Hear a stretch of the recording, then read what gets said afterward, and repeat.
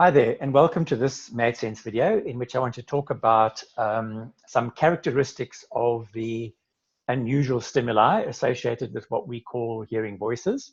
So what researchers call phenomenology. As you would have seen from some of my other videos, there are very many types of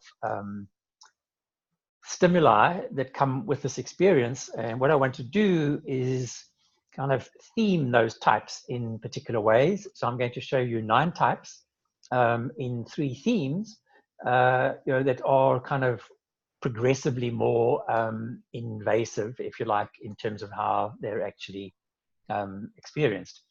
So first of all, I want to just remind you that what I want to do here is actually focus on the stimuli. At the same time, just remind you that the stimuli provoke a reaction and a response.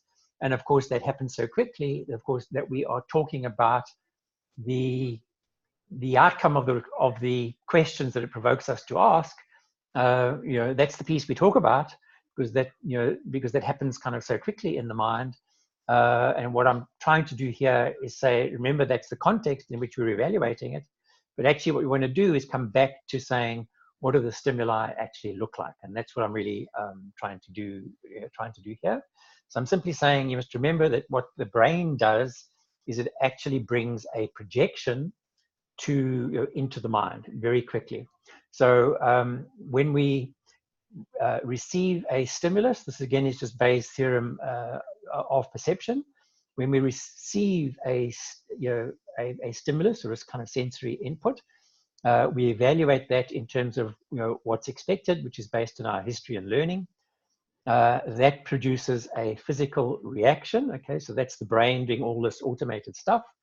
So it brings a sort of first pass prediction into mind that becomes the shape of our or sort of becomes the content of our response. So this gets our attention, we focus on particular bits in it, and we try and process that to some sort of interpretation or outcome, the kind of, the sort of projection. So when this unusual stimuli comes along that I represent with the jack in the box, our brain is engaged predictively. It prompts us to ask a question, what the bleep is this? And of course, we think about it, we kind of come up with an answer, and really we come up with a series of answers that are just a progression of if this, then that, okay? So we come up with, we sort of vet that, and we say if that, then, then that and, or that or, and we just go through this series of if this, then that equations, which make up our actual response until we find an answer that kind of satisfies, in fact, satisfies our emotional systems. We try and make it, because if it's not emotionally comfortable, we'll keep at it. And of course, our emotional systems, as you've seen in other videos, our monitoring system is looking for consistency. Our drive system is looking for coherence. And our soothe system is looking for congruence. Does it fit, how I operate in the world? Coherence is, do I have all the parts of the puzzle? And consistency is, my initial valuation is typically on an exception basis. So how does this, fit my patterns, that I have learned and experienced? So remember that this is our experience of it, is this projection. What I want to do is kind of bring you back to just descriptions of the, of what the stimuli look like. So focusing on the, on the phenomenology. So remember, again here we're inclined to focus on what voices say if we're in the mode of kind of actually hearing voices. And what I want to do is show you that there are a whole lot of qualities to each of these kinds of statements. So when voices are saying to me, Greggy boy, you can't swear on the web, for example, they are, putting the suggestion into my mind that there is a web that connects me to others, and that voices themselves are in the middle of this. You'll see in the beliefs videos, I talk about hub beliefs. This is how voices create this kind of concept of a hub, that they're in the middle of how we're connected. And therefore, what I'm, they know what others are thinking. And of course, therefore they can tell me what others are thinking. which then of course affects how I relate to that kind of person. But of course, that idea or a belief in whether or not this is true is lent credibility in the experience of the phenomenology. So I'm engaging with this other entity, in my thoughts. That's the piece I'm experiencing. So I very logically ask the question, well, can they actually engage with others? And it doesn't take much to actually happen around us that some small thing seems to support that idea, and soon we form that sort of belief in some sort of hub belief. But it's something about the phenomenology that, as I say, is actually encouraging this belief. And as I say, I'll talk about displays of phenomenology on the last slide. One of the examples was the voices I hear tried to mimic this kind of thing. And all they did was arrange voices spatially. Kind of my perception of it was on a grid that's just distance and direction. So, several points, kind of on the grid in a very quiet and clear sort of background. So bringing the sort of nodes in this grid into crystal clear kind of focus, and then the voices kind of just making little comments. So a voice over there would sort of comment that, this man is going to, kind of thing, as if they're talking about the two voices, one close to me, one over there, sort of talking to each other about what people on the ground are actually doing. So that's just, this kind of what I call a display of phenomenology designed to facilitate a belief in this kind of hub, and that voices, of course, could share information kind of across the hub. What you need to remember, though, is that every comment voices make are creating a context, and that's what I think about, because my brain has already produced a reaction to it. It's kind of figured out what the consistencies are. My monitoring system has done that automatically, and it's brought, by exception, the kind of differences into my aware mind, my drive system, and that's the stuff that's in my attention that I focus on, and I try and process to say, well, what does this actually mean? Okay, that's kind of how the how the brain is processing it. So I'm going to talk about 9 modes or types, if you like, in 3 groups, sort of hallucinations to kind of hearing voices is the first group. The second group is kind of thought-like modes, and the third group is what I call theater, sort of story-like modes. So the first one is kind of hallucinations versus hearing voices. So when I first went to the doctor, having experienced this thing, and he described what I was experiencing as auditory hallucinations. Of course, that's the context in which I started to kind of evaluate it. And of course, an hallucination is simply a stimulus without an obvious kind of origin. So the assumption, and it is just an assumption, is that the brain must be producing it. And what I'm trying to do here is kind of show you also why, people who hear voices have this fierce opposition to the idea that it's actually the brain that is producing these things. So the first, I'm going to talk 3 types here. So the first is just little snippets of information, little things that we might hear. So I'm just representing this with, with a sound signal that we might see, or that might actually have a verbal quality to it. So now it's it's something speaking to something, or someone speaking to someone.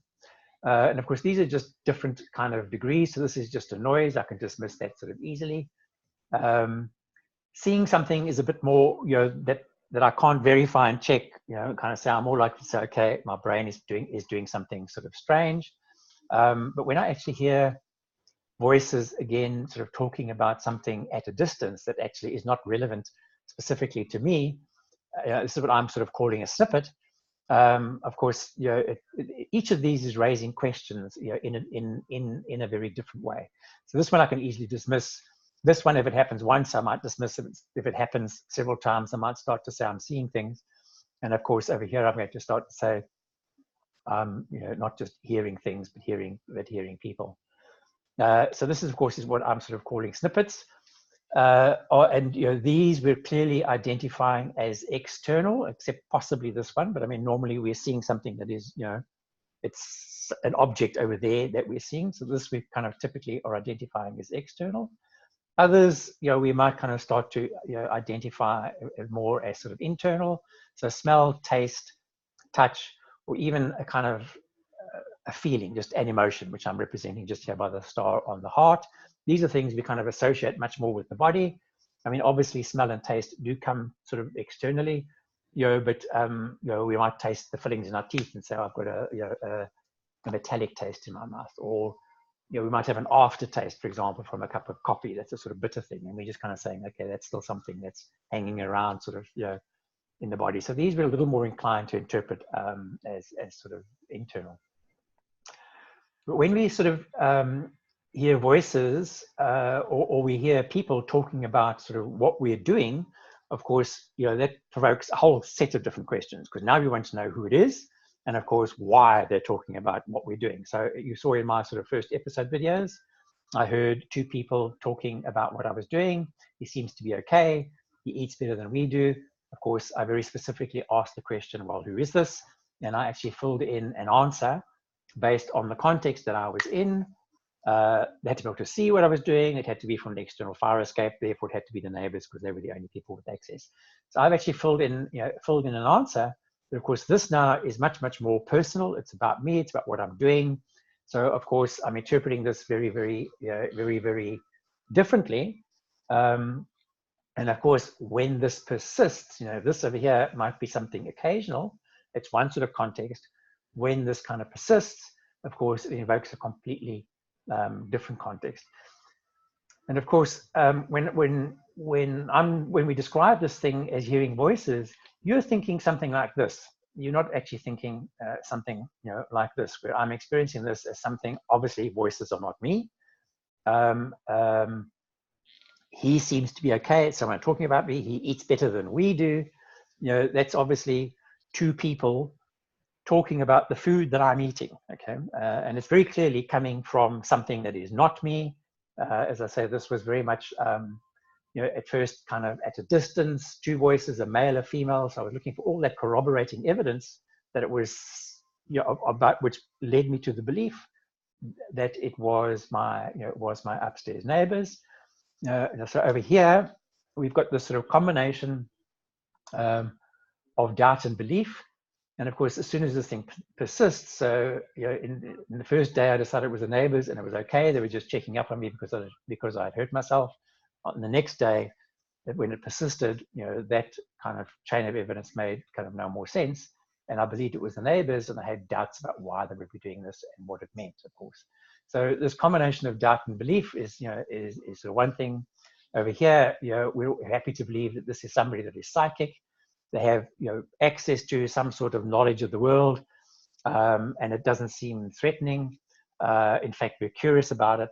But of course, over here, when voices are actually sort of talking about you, then of course, this is where it becomes stressful, and we're inclined. We call this kind of psychotic or mentally ill. And the point I want to make is that the shift from one to the other is fairly small. It's about the context that's been invoked. This is about me. It's personal. It matters. It's significant in my life. Over here, it's easily dismissed. Over here, it's not easily dismissed. And of course, I'm much more inclined to sort of think about it. And you'll see in my other videos that, of course, that all these other things just sort of became punctuation marks. So it became not either or, but all of these things. And of course, voices manage to weave these kind of somatic sensations into the story. The next kind of level up of this kind of escalation. So you've seen me talk about escalations in belief. So how voices encourage me to believe, of course, deceive me that they were the neighbors, and then encourage me to believe that there were, some sort of government agencies, and then people who had died, specific people who had died, then God, the devil, an evil God, aliens. That were all these kind of claims that voices were making. There was a sort of progressive escalation of what the sort of context they were sort of invoking. The next level up in terms of the pure sort of phenomenology, the mode by which it's interacting and leading me towards specific context, is these sort of thought-like experiences or interactions with this thing. The first being what's commonly called a sort of thought insertion. So you get these little kind of bursts, I suppose, for one, or intrusions of what seems like a thought, because it's, you know, it's has a less auditory kind of quality, but it's kind of like, you know, if as a little bit as if you were sort of similar to, I suppose, in a sense, a thought, except that, I say, it has this very clear boundary that makes it other than your own kind of thoughts, enough to provoke the question, well, what is it? And that's the key point. You're experiencing this thing as a stimulus. The question that is provoked is you're asking what it is, whereas your own thoughts you recognize. You know, you don't react to them because you're used to them. And this is the point. This is contrary to expectation. So, of course, you're experiencing it as external. In fact, that's why it's called a thought intrusion. So it's something intruding in your thoughts. It has this very definite characteristic of being other than yourself, and other than your own thinking. It's not the same kind of as dreams. You know, so for me, you know, so this is, you're asking, you know, what is this? Dreams are something that you're actually kind of used to. You experience them sort of as a little bit like thoughts, a little bit like movies. And of course, the theory is that dreams are us just kind of processing unfinished thoughts, if you like. It's one of, you know, it's just kind of one of the theories. But of course, this kind of thing, you know, it's a little bit sort of more in the background. We may be inclined to interpret it, you know, rather than ask the kind of question, well, sort of, what is it? But the next level, you know, that we're still calling hearing voices, and this is actually probably one of the most common modes that people experience, is what is called a thought echo, which is also not a great description. For me, it was a good description, you know, when I first experienced it, because voices seem to focus on bringing my attention to my thoughts. And not only could I hear voices interacting with my thoughts, I could, you know, sort of my thoughts sort of started to have an auditory quality. But this auditory kind of quality to my thoughts, you know, subsequently faded. But I still interact, you know, with voices at the level of thought. And this, I say, is much, much more kind of like telepathy. You know, I'm now absolutely convinced there's an external entity that we're interacting, and that the interaction is a thought at the level of thought. But what we're not realizing with this is that every thought is actually communicated, and voices sort of comment on them, not necessarily all the time, but, you know, let's say for me, I have this constant background tinnitus. So whilst I'm speaking now, I have this bit of tinnitus, the odd little giggle actually from the voices.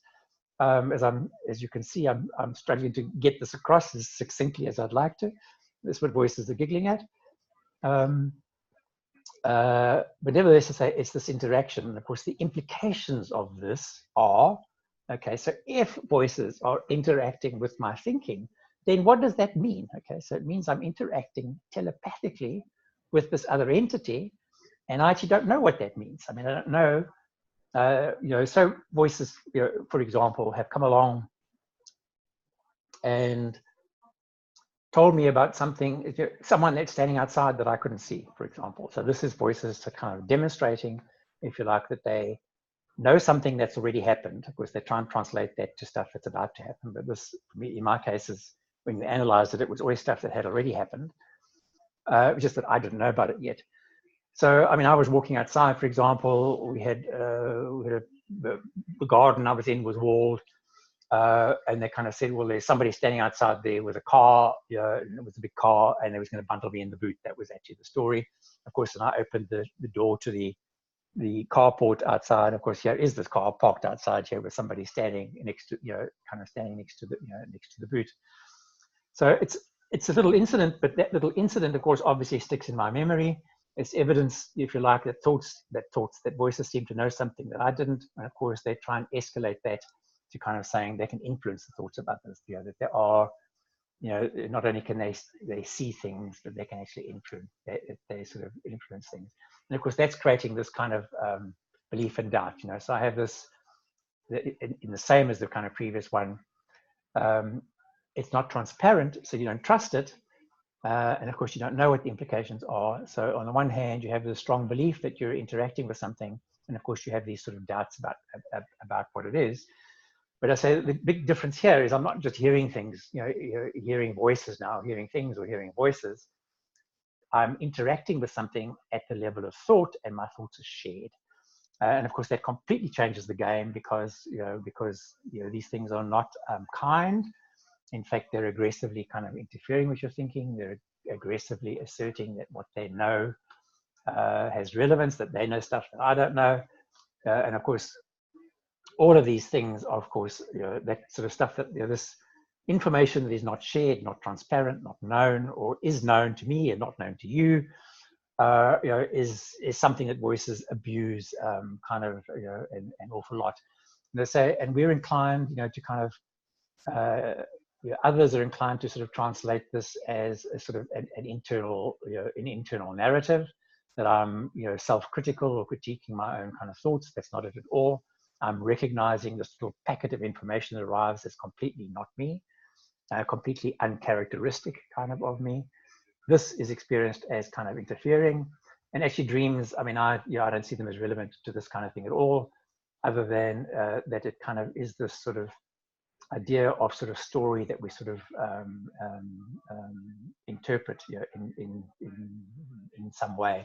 But an interpretation is just that. I mean, it's a little, just like little snippets, on the previous one that we're inclined to call somebody psychic, dreams are things that people are inclined to interpret. To me, they're absolutely meaningless. That's not a belief I subscribe to. The much more dramatic thing is the kind of experience of it. Is that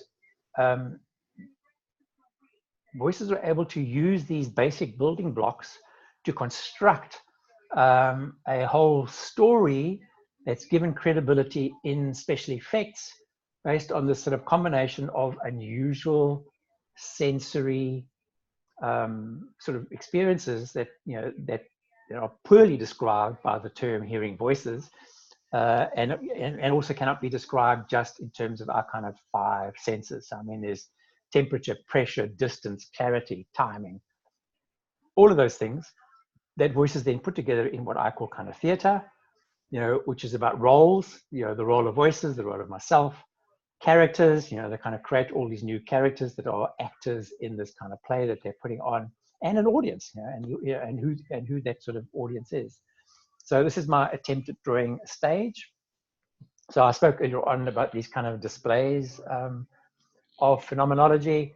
So I had, in fact, for a very long period, because I was rejecting all the claims that voices made, they kind of basically disturbed my sleep by giving me a little display for an hour or 2 or 3, sometimes more, every night for, I don't know how long, certainly months, possibly even, more than a year, probably, virtually every night of an hour or 2 of voices, putting on a show. To the point where I started to critique their little show. But one example was that I've used, I think, before, was this idea of voices coming along and saying we're going to be fairies, and of course the special effects that they created to lend credibility to that belief, knowing that we both knew, me and voices, that they were not fairies, but they were going to show that they could fake being fairies. Was this creating this kind of sensation, literally, of the sound would be like my head stuck in a beehive with all these kind of swarming, whirling sounds, so that what I'm calling background tinnitus was this very loud, very prominent noise, kind of surrounding my head with a bit of a sense of pressure here and there around the head, with voices popping out of this kind of background noise and sort of making a comment, almost like a sort of a bit of a hit and run attack. But actually keeping this up literally for a couple of hours every night for several weeks on end, just to kind of say we can mess with your sleep, basically, is what was going on. But it was just one way of kind of saying we can combine sound, commentary, story, pressure, tempo, distance, dynamics, so timing, all of these things in a pure display kind of phenomenology. So they're using this to put something on display. In this case, that I'm talking about, it was actually the prowess of voices in creating sensory experiences that tell a story. I mean, at other times, so when I developed the thought echo, It was my thoughts that were on display. By making my thoughts audible, they're bringing my own thoughts to the fore, to center stage. So that I'm very focused on my own thinking, and of course they're commenting on what you're thinking. So you start then to police your own your own thinking. That's kind of the effect of it. So there's all these different ways to put something specific on display. So it might be my own thoughts, it might be my actions. So when voices are talking about what I'm doing, that's what's in the forefront. That's what's literally on stage. I spoke about it being in the spotlight, and of course I turned that on my voices and started to focus on what they were saying, and kind of talking to my voices and saying they were just attention whores, and that oh poopsie. So you're on stage again tonight, are you? And of course I would actually focus on what Poopsie was saying, and of course gives us critique about it and say, oh, you're just trying to do this, or really Poopsie, don't you think you could have done this, or this kind of thing. But it's just this, this it became silly. But this kind of aggressive display of phenomenology. I'd say the worst was this focusing on my sleep and waking me up every time I fell asleep. So literally every few seconds, this prod, literally like a physical prod that would wake me up. So you just doze off and voices would wake you up. And I said that went on for kind of sort of 5 days. So this is putting something on display, but it's easily turned into something more dramatic, literally. So theater. So this is sort of voices talking about my life being on the big screen. I had these sort of 3 voices that described themselves as having front row seats, and there was this audience in the background of loving voices that were unhappy at how voices were torturing me, and the malign voices being very amused kind of at all of this. But my whole life, my whole sort of story being on the screen. And of course, this just has different variations of kind of what's on display, or what's at the center of, in the middle of, or embroiled in. These are just variations again in this kind of escalation in how am I a participant, kind of in this story. So over here with these displays of phenomenology, I was a victim lying in bed trying to go to sleep. Voices keep me awake with this display of their prowess. Over here, when you're engaged in voices are putting you in the middle of a conspiracy theory, that you're kind of a victim of. This stuff is happening, it affects your rights. That you as this kind of person will be affected in this way, kind of is what voices are saying. And the other hand is is kind of as the second coming, of course, which is my voices declared I'm very much embroiled in, because every thought I had has consequences. So this is just different roles, if you like, in the story that's invoking different characters. With these 3 here, but of course they're pulling in characters from elsewhere, whether it be the CIA or God or the devil or aliens or whatever, and of course all of whom sort of are commenting. But all of this is independent of what voices are actually saying. The point I'm making is that they're creating this theater and have different ways of putting you in the middle of it. So you're either the center of attention. So I was at one point, for example, in the same way that I made this display of voices, they kind of said, I'm the greatest show on earth.